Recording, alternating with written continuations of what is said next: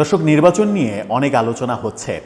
কবে নির্বাচন হবে, কিভাবে নির্বাচন হবে, নির্বাচন আদৌ হবে কিনা কিংবা পিছিয়ে যাবে কিনা, নাকি নির্বাচনের বিকল্প কোনো কিছু খোঁজা হচ্ছে, নানা রকমের আলোচনা চলছে এবং নির্বাচন ইস্যুতে আন্তর্জাতিক চাপ বাড়ছে।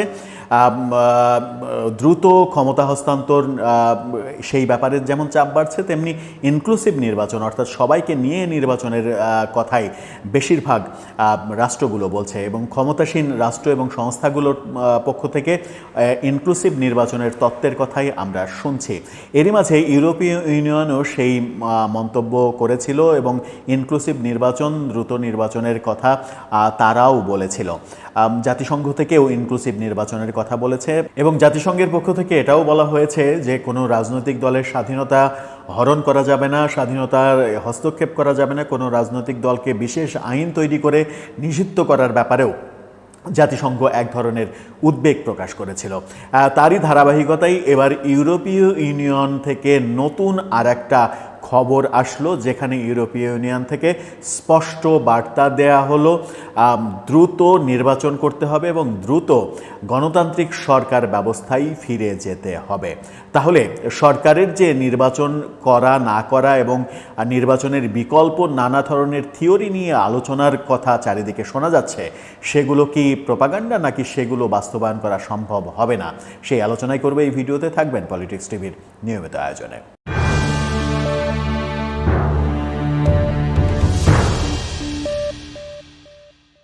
দর্শক, পলিটিক্স টিভির নিয়মিত ভিডিওগুলো স্পন্সর করছে প্রজাপতি.টিভি, নতুন ওটিটি প্ল্যাটফর্ম। আপনারা চাইলে ইউটিউবে, ফেসবুকে, ইনস্টাগ্রামে, টিকটকে দেখে নিতে পারেন। ডেসক্রিপশন বক্সে লিঙ্ক দেওয়া থাকবে, সেখান থেকেও আপনারা দেখে নিতে পারেন প্রজাপতির কার্যক্রম। চলে যাচ্ছি মূল ভিডিওতে। বলছিলাম আন্তর্জাতিক চাপের কথা। ইউরোপীয় ইউনিয়ন থেকে এবার নতুন করে চাপ দেওয়া হয়েছে। সম্প্রতি বিদেশের মাটিতে একটি বৈঠক থেকে এরকম একটা চাপ দেওয়া হয়েছে, যে বৈঠকে ভার্চুয়ালি বাংলাদেশ থেকে বিএনপির একাধিক নেতাও অংশগ্রহণ করেছিলেন। কি বলছে গণমাধ্যম? দৈনিক কালবেলা এই খবরটি নিশ্চিত করছে, তাদের শিরোনামটা দেখে নিতে পারেন।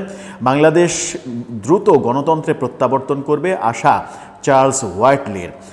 সেখানেই বলা হচ্ছে বাংলাদেশের সব চ্যালেঞ্জ অতিক্রম করে শিগগিরই গণতান্ত্রিক ধারায় ফিরে আসবে বলে আশা প্রকাশ করেছেন European external action service EEAS দক্ষিণ এশিয়া ডিভিশনের হেড এবং বাংলাদেশে ইউরোপীয় ইউনিয়নের সাবেক রাষ্ট্রদূত চার্লস হোয়াইটলি। ইউরোপীয় ইউনিয়নের ক্ষেত্রে খুবই গুরুত্বপূর্ণ একজন ব্যক্তি। তিনি এই মতামতটা দিয়েছেন যে বাংলাদেশে দ্রুত গণতান্ত্রিক প্রক্রিয়ায় ফিরতে হবে, এর কোনো বিকল্প নেই। সেখানেই যেটা বলা হয়েছে সেটা হচ্ছে যে গতকালকে বেলজিয়ামের রাজধানী ব্রাসেলসে বিএনপির একটি প্রতিনিধি দলের সঙ্গে বৈঠকে এমন আশাবাদ ব্যক্ত করেছেন। বৈঠকে আরও উপস্থিত ছিলেন EEAS-এর সাউথ এশিয়া ডেস্কের 2 কর্মকর্তা। বিএনপির স্থায়ী কমিটির সদস্য এবং সাবেক মন্ত্রী ডক্টর আব্দুল মঈন খান ভার্চুয়ালি সেখানে যুক্ত হয়েছিলেন, আরও অনেকেই যুক্ত হয়েছিলেন। সেখান থেকেই এই আহ্বানটা জানানো হয়েছে যে বাংলাদেশের জনগণের প্রতি তাদের আস্থা রয়েছে এবং বাংলাদেশে যে সরকার ব্যবস্থা চলছে সেখান থেকে দ্রুত নির্বাচনের মাধ্যমে গণতান্ত্রিক প্রক্রিয়ায় বাংলাদেশ ফিরবে, এই প্রত্যাশা তারা করছেন। তার মানে বাংলাদেশ সরকারের উপরে একটা চাপ যে দ্রুত নির্বাচন করতে হবে এবং গণতান্ত্রিক সরকারের হাতে ক্ষমতা হস্তান্তর করতে হবে। কিন্তু নির্বাচন নিয়ে এবং গণতান্ত্রিক প্রক্রিয়ায় নির্বাচন হবে, গণতান্ত্রিক পন্থায় ফিরে যাওয়া যাবে নাকি নতুন পদ্ধতিতে চলে যাবে সরকার, সেটা নিয়ে বিস্তর আলোচনা হচ্ছে। জুলাই ঘোষণাপত্রের মাধ্যমে বাংলাদেশের বর্তমান যে সংবিধান, সেই সংবিধান স্থগিত করে দেয়া হবে, নতুনভাবে সরকার গঠিত হবে এবং সেই সরকারে বাংলাদেশের বর্তমান যে রাষ্ট্রপতি তাকে সরিয়ে দেওয়া হবে, নতুন আরেকজন রাষ্ট্রপতি হবেন। সেই ক্ষেত্রে বিএনপি চেয়ারপারসন বেগম খালেদা জিয়ার নাম যেমন আলোচিত হচ্ছে, তেমনি প্রফেসর ইউনূস নিজেই রাষ্ট্রপতি হয়ে যাচ্ছেন এবং সরকার কাঠামোয় পরিবর্তন হচ্ছে, উপদেষ্টা পরিষদেও ব্যাপক রদবদল হচ্ছে। এই আলোচনাগুলো চলছে।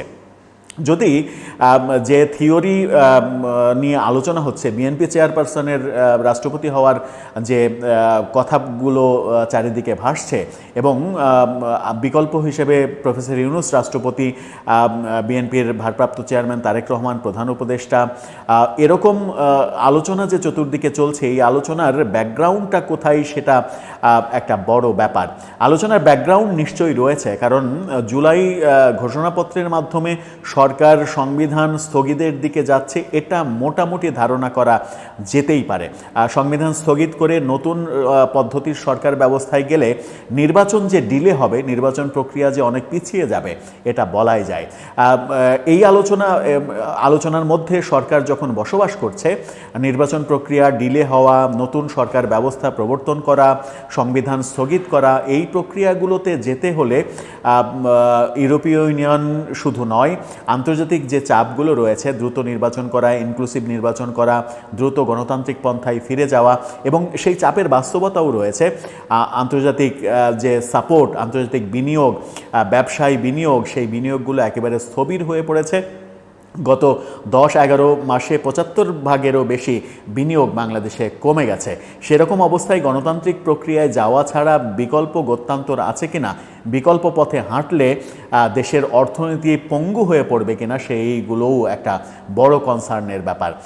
আদতে সরকার কোন দিকে হাঁটবে, ইউরোপীয় ইউনিয়ন যতই চাপ দিক, সেই চাপ সরকার শুনবে কিনা, সেই চাপে সরকার মাথা নত করবে কিনা, নাকি তারা তাদের কৌশলেই এগোবে, যে কৌশলটা বাংলাদেশের জন্য ঠিক হোক কিংবা ভুল হোক, তাদের কৌশলেই তারা এগোবে, সেরকমটাই কি মনে হচ্ছে? দর্শক, আপনার ভাবনা কি? কোন পথে সরকার এগোচ্ছে? নির্বাচনের পন্থায় এগোচ্ছে, দ্রুত গণতান্ত্রিক প্রক্রিয়ায় তারা ফিরতে চায়, নাকি সংবিধান স্থগিত করে নতুন রাষ্ট্র কাঠামোর মাধ্যমে নতুন সরকার ব্যবস্থা প্রবর্তন করে নির্বাচন ডিলে করা এবং এটা বলা যে যেন তেন নির্বাচন কিংবা যে কেউ ক্ষমতায় আসলে হবে না, বাংলাদেশের আমূল পরিবর্তন হতে হবে, রাজনৈতিক ব্যবস্থারও পরিবর্তন হতে হবে। সুতরাং ওই যে লাউ সেই কদু, যেটা যেভাবে বলা হচ্ছে, বিভিন্নভাবে এনসিপির নেতারা বলার চেষ্টা করছেন যে কোনো একটি নির্দিষ্ট দলকে ক্ষমতায় আনার জন্য শেখ হাসিনা সরকারকে আমরা বিদায় দিইনি, বিএনপির দিকে তীর ছোড়ার চেষ্টা করেন তারা। সেরকম পরিস্থিতির দিকেই কি সরকার যাচ্ছে কিনা, আপনার মতামত জানিয়ে লিখতে পারেন আমাদের কমেন্ট বক্সে।